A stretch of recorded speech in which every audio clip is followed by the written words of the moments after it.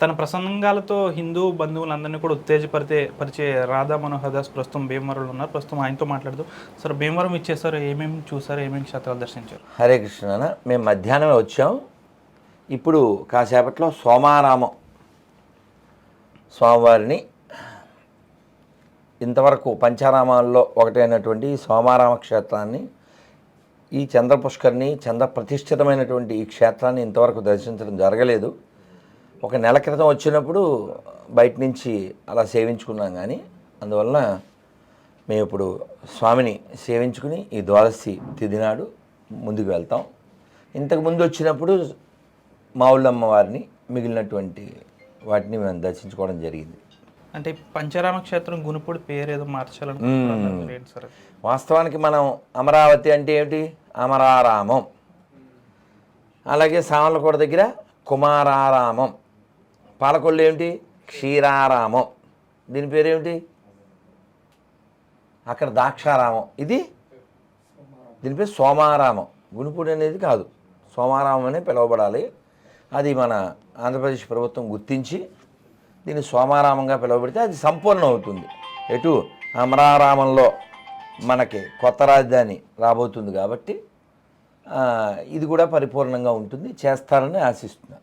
చాలా వరకు కూడా మీరు చేసే ప్రసంగాలన్నీ కూడా హిందువులకు సంబంధించి చాలా ఉత్తేజభరితంగా ఉంటాయి, కానీ కొంతమందికి అంటే ఇతర మతస్థులకు కొంచెం ఇబ్బందికరంగా ఉంటాయి, కలవరంగా. మరి అంతే కదా నాన్న, నిజం చెబితే ఎవరికైనా నచ్చుతుందో చెప్పండి? నిజం అందరికీ నచ్చదు కదా నాన్న. వాళ్ళని వాళ్ళు మోసం చేసుకుంటూ, ఇతరులను మోసం చేస్తూ, ఒక పుస్తకాన్నే మస్తకంలో పెట్టుకుని మిగిలినదంతా తప్పు అంటూ తన పూర్వీకుల్ని, తన దేశాన్ని, పుట్టిన దేశాన్ని అవమానించేటువంటి పాషాణ మతాల్ని ఖచ్చితంగా ఖండించాలి, దండించాలి. ఆ పనే చేస్తున్నాం. ఇప్పుడు మీరు చూడొచ్చు, పాకిస్తాన్ ఆపరేషన్ సింధూరు, అందులో అటాక్ కావింపబడి వాళ్ళ ఎంపీ పార్లమెంట్లో చెప్తున్నాడు, మనం ఇంక బెంకాలకు పోకూడదు, భారత్ కాళ్ళ మీద పడి అడుక్కోవాలి, ఎందుకంటే 80% నీళ్లు మనకి సింధు నది నుంచే వస్తున్నాయి. ఆపరేషన్ సింధూర్ పేరు వెనకాల 2 అర్థాలున్నాయి. ఒకటి, వాళ్ళు చెరిపిన మన తల్లుల సింధూరము, అలాగే సింధు నది. అక్కడ మ్యాటర్ అది, ఇక్కడ వాటర్ ఆపేసి వాళ్ళకి ఏమిటో చెప్పారు. వాళ్ళ జీవితాలు సింధు నది జలాల మీద ఆధారపడి ఉన్నాయి, వాళ్ళ పొలాలు కానీ, వాళ్ళ తాగునీళ్ళు కానీ వాళ్ళు మాత్రం మనం నీళ్ళు ఇస్తే వాళ్ళు రక్తం పారిస్తున్నారు. అందుకే చెప్పారుగా ప్రధానమంత్రి గారు, ఖూన్ ఔర్ పానీ ఏక్ సాత్ నై చలేగా, ట్రేడ్ అండ్ టెర్రరిజం ఏక్ సాత్ నై చలేగా. కాబట్టి మనం ఇన్ని రోజులు ఇప్పటిదాకా ఒక లెక్క, ఇప్పటి నుంచి ఒక లెక్క అనేది మనం తీరుస్తున్నాం. అలాగే చాలా గొప్ప విషయం, మన బ్రహ్మోస్, మన S4, S500 కూడా మన వాళ్ళు, S400 నుంచి S500కి మన వాళ్ళు ఎదిగారు. ఇప్పుడు బ్రహ్మోస్కి దాదాపు 17 దేశాల నుంచి ఆర్డర్లు వస్తున్నాయి. ఒక అద్భుతమైనటువంటి జోకోటి సోషల్ మీడియాలో వచ్చింది. వాడు అడుగుతున్నాడు పాకిస్తాన్ ప్రధానమంత్రి, బ్రహ్మోస్ ఎంత అని. ఇక్కడి నుంచి మన ప్రధానమంత్రి గారు చెప్పారు, భయ్యా అసలు నీకు ఖర్చు లేదు, లొకేషన్ పంపు, ఫ్రీగా పంపిస్తా ఉన్నారు. సో కాబట్టి మనం ఇన్ని రోజులు ఎలా వ్యవహరించామో అది చాలా తప్పుడు దృక్పథం. ఆ యొక్క టెర్రరిజం అనేటువంటి పావుని పోషించారు ఇక్కడ ఉన్నటువంటి వారి బంధువులు, ఇంకా పోషించడానికి వారు సిద్ధంగా ఉన్నారు. ఇకపైన ఆటలు చెల్లవు.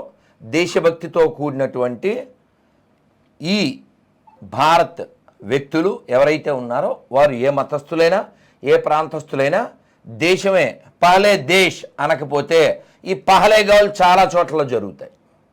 ఎందుకంటే ఈ ఎడారి మతాలకి మతనిష్ట ఉంది, కానీ దైవనిష్ట, ధర్మనిష్ట, దేశనిష్ట ఏమీ లేదు. కాబట్టి మనం గాజాలో జరిగింది, పాలస్తీనాలో జరుగుతున్నది, ఇవన్నీ మనం చూస్తున్నాం. వాడెవడో పొట్టకి రాయి కట్టుకుని చేతులు కోల్పోయి వాడు అరుస్తూ చెప్తున్నాడు, వాడు 1000 మందిని చంపినవాడు, దీనివల్ల ఏ ప్రయోజనం లేదు, ఇంతమందిని చంపి ఈ విధానం నుంచి తప్పుకోండి అని. కాబట్టి ప్రపంచం యొక్క శాంతి, ప్రపంచం యొక్క ఆనందం, సౌభాగ్యం భారత్ మీద ఆధారపడింది. భారత్ మాత్రమే చెబుతుంది సర్వే జన సుఖినో భవంతు. కాబట్టి భారత్ బాగుండాలంటే హిందువులు బలంగా ఉండాలి. హిందూ దేవాలయాలు ప్రభుత్వ ఆధీనంలో ఉండకూడదు అని మీరు చాలా పోరాడుతున్నారు. ఇప్పటివరకు ఎంతవరకు వచ్చింది ఆ పోరాటం? వాస్తవానికి 5 లక్షల లోపు ఆదాయం వచ్చేటువంటి దేవాలయాల్ని హైకోర్టు తీసుకోమని చెప్పింది. దాని ట్రస్ట్ బోర్డులు వేసుకుని హిందువులు నిర్వహించుకోవాలి. అయితే దేవాదాయ శాఖ కొన్ని చోట్ల ఇంకా వాళ్ళ పెత్తనం చేస్తున్నారు. దాని మీద కంటెంట్ ఆఫ్ కోర్టుగా వెళ్ళమని చెప్పడం జరిగింది. మొన్న కడప వెళ్తే కొందరు ట్రస్ట్ బోర్డు వాళ్ళు కంప్లైంట్ చేయడం జరిగింది. కాబట్టి హిందువులు బాధ్యత తీసుకుని మిగిలినటువంటి దేవాలయాలను కూడా నిర్వహించుకుని ఉత్తరాదిలో జరుగుతుందిగా. మొన్న అయోధ్య రామాలయం ఎందుకు గుడి ఎందుకు, అక్కడ హాస్పిటల్ కట్టచ్చు కదా, బడి కట్టచ్చు కదా అని కబుర్లు చెప్పారు. మొన్న 400 కోట్లు కట్టింది. దేవాలయం వలన ఈ దేశానికి ఆనందం ఉంది, ఈ దేశానికి ఆదాయం ఉంది. మరి ఇందాక అడిగావు కదా ఇతర మతస్థులని, మరి చర్చి వలన మసీదు వలన ఏమన్నా రూపాయి ఆదాయం ఉంటే చూపించు. అందుకే నేను మొన్న ఎక్కడో ప్రసంగంలో చెప్పడం జరిగింది. హైకోర్టు, సుప్రీంకోర్టు సుమోటోగా తీసుకుని ఇతర అంటే ఈ దేశానికి సంబంధం లేని మతాల్లోకి మారినటువంటి వాళ్ళకి ప్రజల ట్యాక్సుల డబ్బులు పట్టుకెళ్ళి జీతాలుగా ఇస్తున్నారు. మతాలే ప్రమాదం అంటే వాటిని ప్రజల సొమ్ముతో పోషించడం ఇంకెంత ప్రమాదం. కాబట్టి సుప్రీంకోర్టు సుమోటోగా తీసుకుని గవర్నమెంట్ని క్వశ్చన్ చేయాలి. ఎవరి సొమ్ము ఇస్తున్నారు, ఎందుకు ఇస్తున్నారు? ట్యాక్సులు దేనికి కడతారు? రోడ్లకి, శానిటేషన్కి, ఎడ్యుకేషన్కి, మెడికేషన్కి. నాట్ ఫర్ హాజ్ యాత్ర, నాట్ ఫర్ జెరూసలం యాత్ర. మేము తిరుమల వెళ్తే టికెట్లు తీసుకోవాలా? మేము అన్నవరం వెళ్తే టికెట్లు తీసుకోవాలా? పార్కింగ్ మేము డబ్బులు కట్టాలా? స్పెషల్ బస్సులు మాకు దోపిడీయా? సో కాబట్టి కోర్టు దీని మీద సీరియస్గా ఉండి, హిందుత్వవాదులు కూడా సీరియస్గా ఉండి కోర్టు ద్వారా మన దేవాలయాల మీద టిక్కెట్ల భారం లేకుండా కాపాడుకోవాలి. సో భారత్ ఎదుగుతుంది, ఎదగడానికి అడ్డంగా ఉన్న వాళ్ళని తొక్కి మరీ ఎదుగుతుంది. ఇదే ప్రస్తుత నినాదం, ప్రస్తుత విధానం. భారత్ మాతకి జై. ఇండియా పాకిస్తాన్ తాజా అప్డేట్స్ కోసం డౌన్లోడ్ చేసుకోండి RTV లైవ్ యాప్.